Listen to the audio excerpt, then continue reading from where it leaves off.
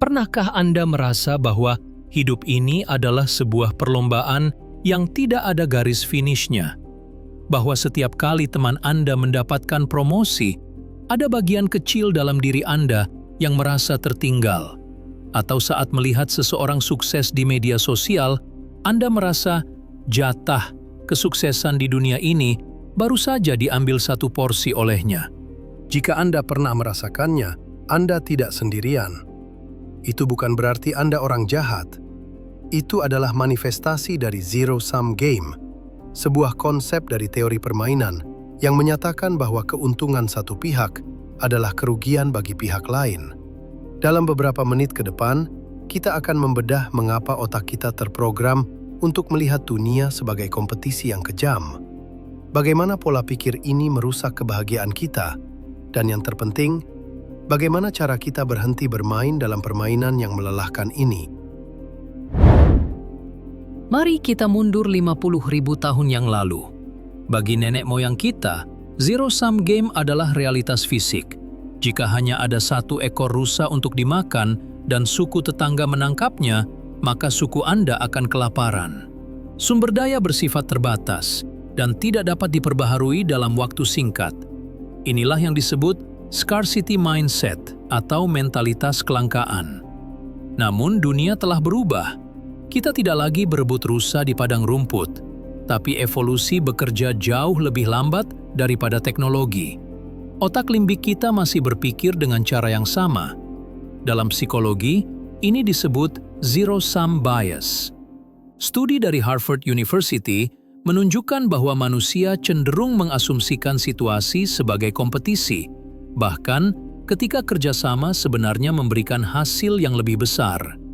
Kita melihat kekayaan, cinta, dan status sebagai sebuah kue dengan ukuran tetap. Jika seseorang mengambil potongan besar, kita panik karena menganggap sisa kue untuk kita semakin kecil. Peter Thiel, dalam bukunya Zero to One, berpendapat bahwa masalah dengan kompetisi adalah hal itu seringkali menjadi destruktif. Kita menghabiskan terlalu banyak waktu untuk mencoba mengalahkan orang lain daripada menciptakan sesuatu yang baru. Mari kita jujur, di mana saja kita sering terjebak dalam permainan zero-sum ini?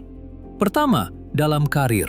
Banyak lingkungan kerja yang didesain secara kompetitif. Sistem ranking tahunan misalnya.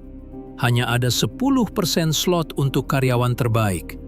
Di sini, secara sistematis, keberhasilan rekan kerja Anda adalah ancaman bagi posisi Anda. Hasilnya, budaya sikut-sikutan dan hilangnya inovasi. Kedua, dalam hubungan interpersonal, ini yang paling berbahaya. Dalam sebuah argumen dengan pasangan atau sahabat, kita sering ingin menang. Kita ingin membuktikan bahwa kita benar dan mereka salah. Namun dalam hubungan, jika satu orang menang dan satu orang kalah, sebenarnya keduanya kalah. Hubungan itu kehilangan kepercayaan dan kehangatan. Itu adalah negative sum game.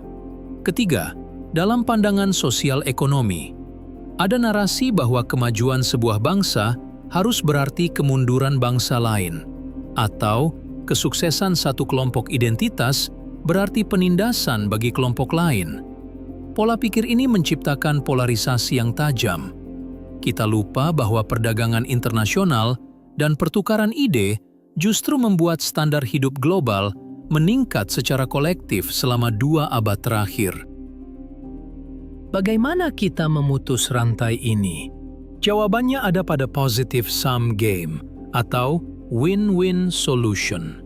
Seorang matematikawan bernama John Nash yang kisahnya difilmkan dalam A Beautiful Mind membuktikan bahwa hasil terbaik seringkali dicapai ketika semua orang dalam kelompok melakukan apa yang terbaik untuk diri mereka sendiri dan terbaik untuk kelompoknya.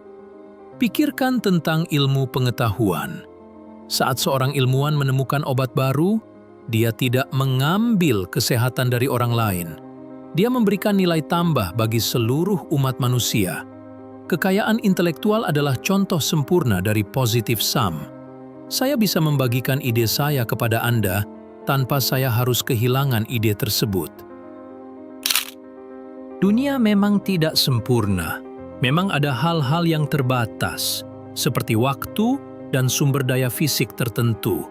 Namun, kapasitas kita untuk berempati, mencipta, dan mencintai tidak mengenal batas. Saat Anda menutup video ini, cobalah lihat sekeliling Anda. Lihat rekan kerja, teman, atau bahkan pesaing Anda. Tanyakan pada diri sendiri, bagaimana kita bisa menang bersama? Karena pada akhirnya, sejarah manusia tidak ditulis oleh mereka yang paling hebat dalam menyingkirkan orang lain, melainkan oleh mereka yang paling mahir dalam membangun jembatan untuk berjalan bersama.